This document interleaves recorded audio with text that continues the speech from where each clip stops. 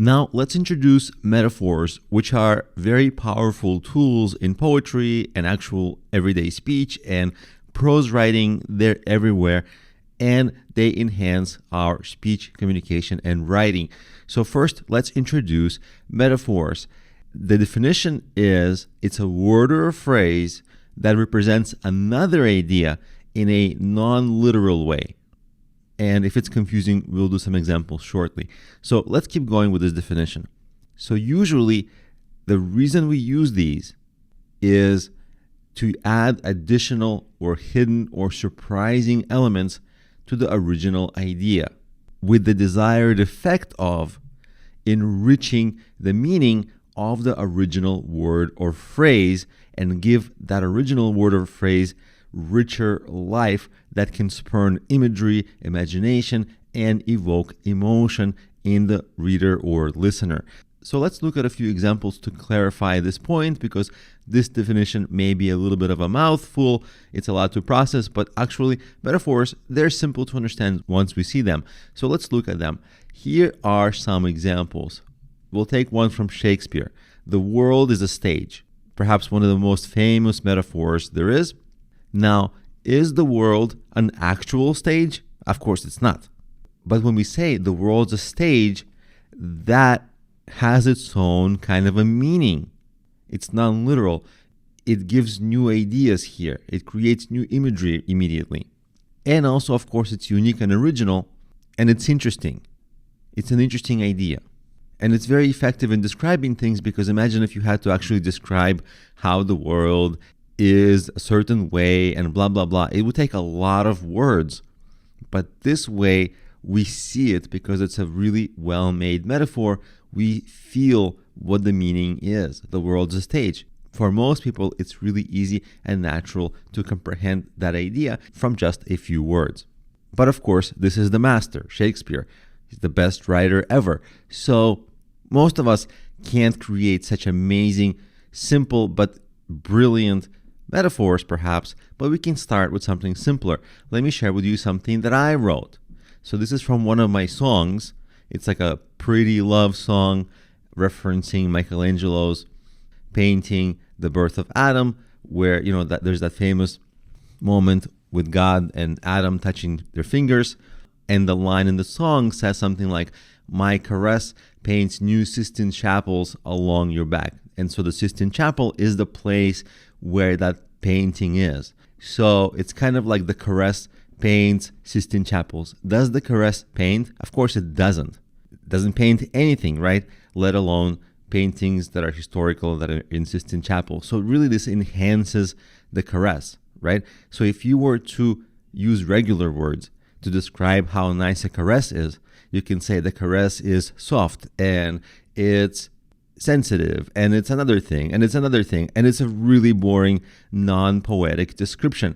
Whereas for people who know that painting, Birth of Adam, and for people who know what the Sistine Chapel is, people are like, wow, you immediately understand what's happening here, and it gives this caress an otherworldly quality where you just cannot describe it in words, just with metaphors. That's why you use the metaphors. But let's get away from my writing and let's get back to the masters. So another powerful metaphor is the world is your oyster. Again, this is from Shakespeare. It's immediately clear what's happening here, right? Kind of the world is a place to play. You kind of own the world. It's yours. There are many ways to interpret this metaphor, but they're similar. But the idea is that it's a very pretty, immediately imaginative way to phrase things. Again, if you were to describe this in regular words, it would take many sentences to accomplish the very same thing that these 5 words accomplish. And you probably would still not get anywhere close. So having gone through these, let's look at some more examples of magic created with metaphors by other masters. So here's another one that I actually really love. Love is a smoke made with the fume of sighs. There are actually 2 metaphors going on here. Again, it's by Shakespeare. He's the best. I love him. And I actually used this line in one of my original songs, and I kind of worked his line in there just because I liked it so much, and it's in a different song, not the song that I had mentioned earlier. But let's look at it closer. Love is a smoke. Love is not a smoke. It's not even a physical thing, right? But here we see, okay, love is a smoke. That's fine. Made with the fume of sighs. Okay, now fume of sighs. Sighs don't have fumes, but imagine so many sighs. People being sad that instead of love, they have this smoke. And the smoke represents this idea of like there used to be something, it burned, there's no longer something, right? So love is a smoke. It used to be there, it's gone. And the thing that burned are the people's sighs, right? Is really devastating metaphor, really amazing line. Just picture it, let it sink in a little bit. When I first came across this, I was like, oh my God, wow, Shakespeare is good. That was my reaction when I first saw this, and it's still my reaction, and I can't get over how imaginative and creative and just amazing this line is. And also, real to life. Like people who have felt heartbreak, they can identify, which is also so important, right? People can picture this for themselves from their own experiences. Now let's look at another example. Conscience is a man's compass, from Vincent van Gogh. Now, Van Gogh is not a poet, he's an artist, but he's still a genius. So let's look at this. Is conscience a physical thing? No. But does it lead a man to certain directions? Yes. Does it lead a man to good directions? Hopefully. And that's why this is a powerful metaphor. Conscience is a compass. Now let's look at another one. From Pablo Picasso, another great artist. Art washes away from the soul the dust of everyday life. And we've all felt the dust of everyday life, right? The boringness of everyday life. Now, if I say the boringness of everyday life, it's not very poetic, but it's quite creative to say the dust of everyday life, because we can still clearly picture what he's talking about, but it's in an interesting way now, in an original way. And then art washes away. Art can't wash things, but here, because of this metaphor, we give it new life. And at the end of the day, this metaphor would be worthless if it didn't really invoke something in us that we recognize. But here, we recognize it. Yes, art is that thing that inspires us, uplifts us, and does wash away the dust of everyday life, perhaps on our soul, on our heart, whatever, in our spirit. So these are some really, really powerful metaphors. There are thousands of metaphors from all kinds of writers and geniuses in history. We're not going to go through them all, but what we can do is we can do an exercise for you.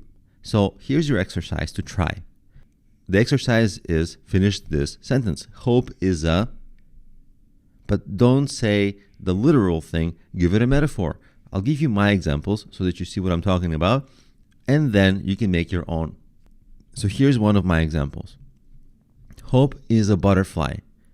Can you imagine that when the hope really flutters, when you're feeling hope in that moment of hopefulness, when you're excited? It is a little butterfly. Is it a real butterfly? Of course it's not. I would be crazy. But does it have elements of a butterfly? Of course. It's light. It makes your heart and soul fly a little bit. It's gentle. It's a butterfly. It has a lot of those qualities. But of course also, hope is a poisonous butterfly, right? Sometimes it doesn't work out, and then you're really sad, but you had these really positive emotions, but then sometimes it becomes negative, so it can also be poisonous. So here are my two examples, very similar but very, very different. One is positive, one is very negative and sad. So having seen how I would do this, create your own. And by the way, hope is such a widely written about thing that there are thousands of metaphors you can make for this. But in your case, try to make 5 and try to have them be original and interesting for yourself. Surprise yourself. This is really the exercise. It's a creativity exercise. I can't test you, obviously, but at least you can compare it to my answer and see how ours compare. And if you want to post it in the comments of this video, I can take a look and we can chat about it.